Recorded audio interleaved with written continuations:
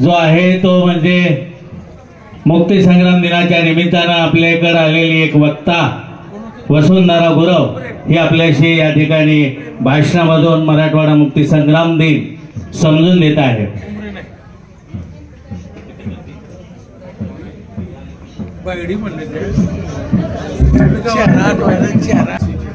अखेर 15 ऑगस्ट 1947 चा तो दिवस उगवला। ब्रिटिशांच्या दास्यातून भारत स्वतंत्र झाला। ब्रिटिशांची गुलामगिरी संपली, पण मराठवाडा अजूनही निजामांच्या भूमीत राजवटीत कोलमडत होता। या भूमी आधीची झळ आपल्या धाराशिव जिल्ह्याला लागली। रझाकारांच्या अत्याचाराचे झटके आपल्या मातीने सोसले। निजामांचा अन्याय इथल्या जनतेने भोगला। सहनशक्ती हद्दपार झाली। अधर्म आणि तिनं परिस्थिती गाठली। यातून मुक्तीची ठिणगी पडली आणि स्वातंत्र्य संग्रामाचा वणवा पेटला। तब्बल 224 वर्षांची निजामांची स्वैर राजवट उलथून टाकण्यासाठी धाराशिवसह मराठवाड्यातील अनेक स्वातंत्र्य सैनिकांनी आपल्या प्राणांचं बलिदान दिलं, रक्त सांडलं, सर्वस्व उधळलं।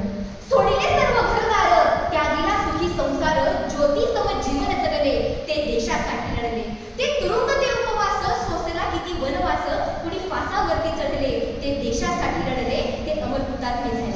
आणि आज हुतात्म्यांचं स्मरण करून देण्यासाठी तुमच्यासमोर उभी आहे। नमस्कार, मी वसुंधरा संजय गुरव, इयत्ता 9वी समता माध्यमिक विद्यालय धाराशिवची विद्यार्थिनी। विषय सादर करते मराठवाडा मुक्ती संग्रामामध्ये धाराशिव जिल्ह्याचे योगदान। चंद्रगुप्त मौर्य यांनी स्थापन केलेल्या व सम्राट अशोकांनी विस्तार केलेल्या या अखंड भारताचाच एक भाग असलेल्या निजाम आणि हैदराबाद संस्थानामध्ये जय हिंद, वंदे मातरम म्हणणं पाप होतं। सभा संमेलनावर बंदी होती।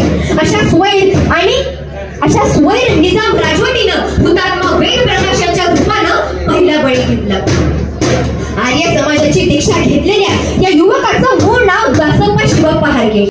उमरगा तालुक्यातील कुंजोटी गावच्या या युवकाची 23 फेब्रुवारी 1937 साली रझाकारांनी हत्या केली। आणि याच घटनेमुळे हैदराबाद मुक्ती संग्रामाचा भडका उडाला आणि समराला सुरुवात झाली। युद्ध आज पेटले, जवान चालले पुढे, मिळून सर्व शत्रूला क्षणात चांगल्याकडे, एक संघ होऊन नीट लढू चला, लढू चला, यज्ञकुंड पेटले प्रचंड हे सभोवती, मिळून सर्व शत्रूला क्षणात चांगल्याकडे, असं म्हणत धाराशिवमधील कित्येकांनी यज्ञकुंडामध्ये उड्या घेतल्या। संस्थानात मराठी, कन्नड, तेलुगू असे त्रैभाषिक लोक आणि उर्दू माध्यमांच्या शाळा, यामुळे साक्षरतेचं प्रमाण अतिशय कमी होतं। विद्यार्थ्यांना मातृभाषेतून शिक्षण घेता यावं हा एकच हेतू डोळ्यासमोर ठेवून धाराशिवमधील रवा हिप्परगा गावी व्यंकटराव देशमुख व अनंतराव कुलकर्णी या बंधूंनी 1921 साली होनाळकरांच्या वाड्यात राष्ट्रीय शाळेची स्थापना केली। आणि या शाळेचे मुख्याध्यापक खुद्द स्वामी रामानंद तीर्थ हे होते।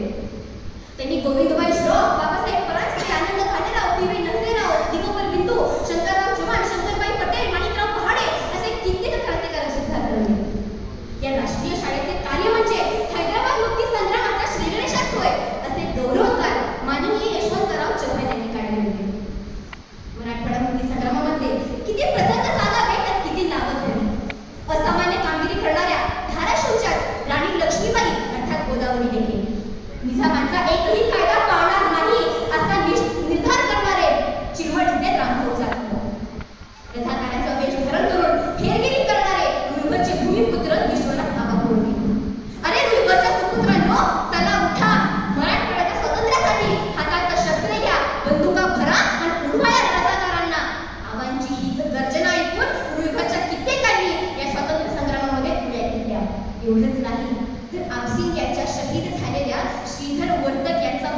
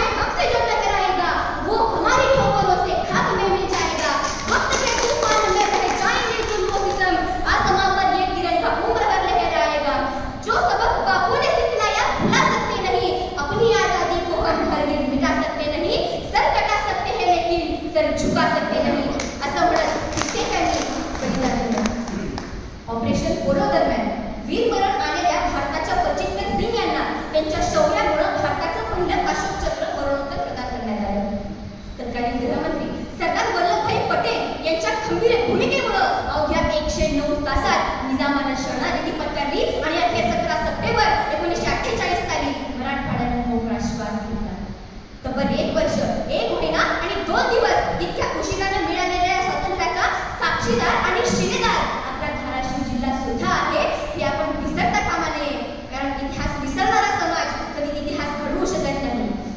विषयाचा समारोप करताना मला गदी माडगुळकरांच्या 2 ओळी म्हणाव्याशा वाटतात. जेथे परंपरांचा सन्मान नित्य आहे, जनशासनात कळीचा पायात सत्य आहे, येथे सुद्धा निनादो जयगीत जागृताचे आचंद्र सूर्य नांदो, स्वातंत्र्य भारताचे आचंद्र सूर्य नांदो, स्वातंत्र्य भारताचे. धन्यवाद.